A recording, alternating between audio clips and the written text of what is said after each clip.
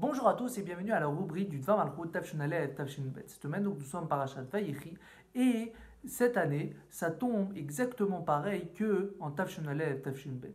De où on voit, c'est que cette année, le 10 Tevet va tomber mardi et en Tafshin Aleph Tafshin Bet, ça tombe aussi le 10 Tevet.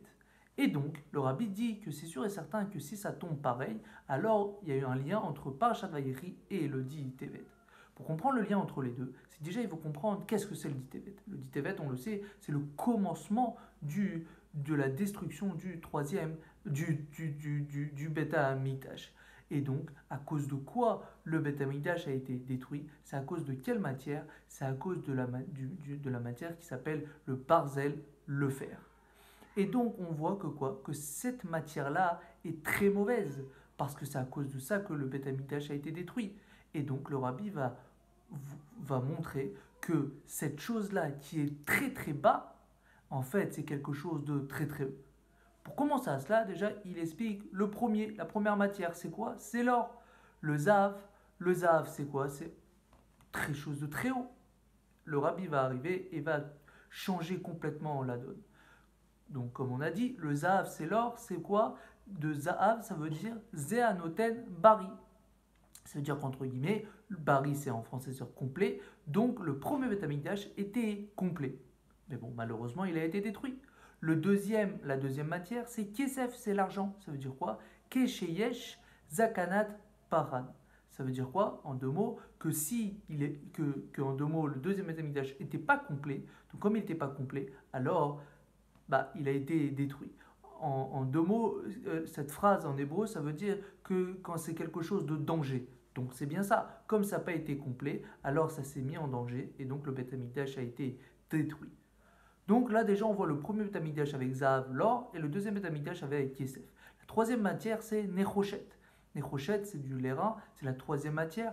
On voit Netinat Ole Shahamar Tnu. Ça veut dire quoi? Ça veut dire le don des malades. Donc en deux mots, ça veut dire quoi? Ça veut dire l'exil. En deux mots, cette matière-là représente l'exil. L'exil de nous, parce que nous, on est comme des malades. Et la quatrième chose, c'est quoi? La quatrième matière, c'est enfin la matière du barzel, du fer. De là, on voit quoi? Que le troisième Beth Amikdash a été relié avec le barzel, le fer. Que quoi? Que le fer, comme il est fort, alors le troisième Beth Amikdash va tenir 100%, il va jamais être détruit. Pourquoi? Parce qu'il est comme le barzel, il est en fer.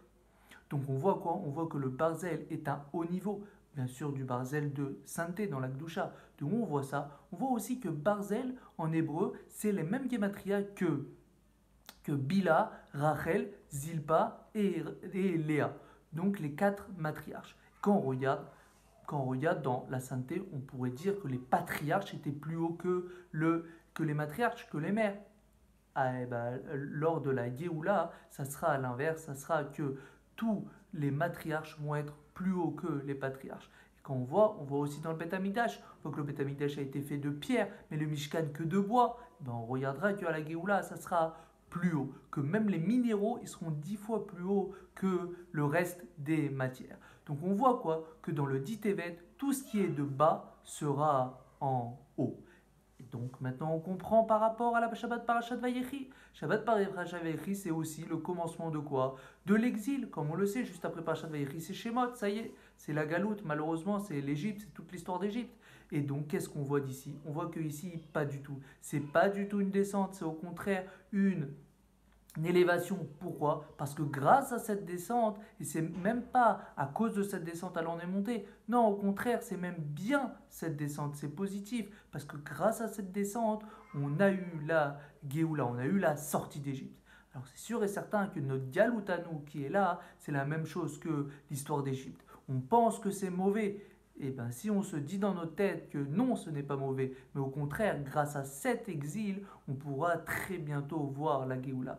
Comme on le sait, il termine et il dit, comme je le répétais plusieurs fois, que la Géoula est déjà terminée. La preuve, c'est qu'il y a déjà le Shorabar, il y a déjà le Léviathan, il y a déjà les Tzadikim debout. Alors c'est sûr et certain que très très vite, quelqu'un va montrer du doigt et va dire, voici le roi Mashiach.